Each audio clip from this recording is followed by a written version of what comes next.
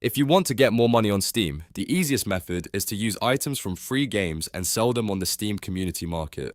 In this video, I'm going to walk you through the full process step by step so you can understand how it works and how to turn those items into Steam wallet funds. This is a simple method, and once you know it, you can repeat it whenever you get new drops. If this tutorial helps you out, make sure to hit the like button and subscribe for more easy software and gaming guides. Alright, let's get into it.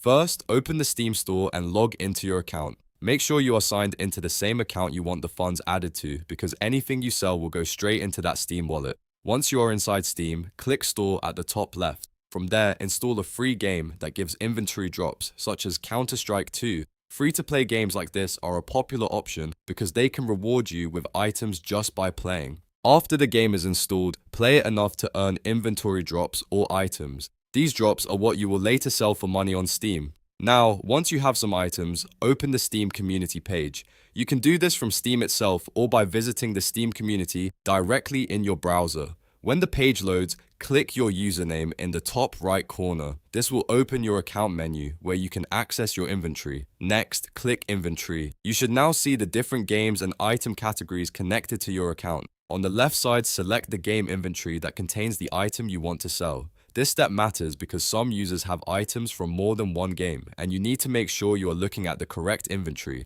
After that, click the item you want to sell. On the right side, you will see a green Sell button. Click that, and Steam will take you to the selling screen. Here, enter the price you want to list the item for. It is a good idea to check what similar items are going for, so you do not price yours too high or too low. After entering the price, tick the agreement box to confirm the sale terms, then click OK, put it up for sale. Steam will list the item on the community market, and once another user buys it, the funds will be added to your Steam wallet.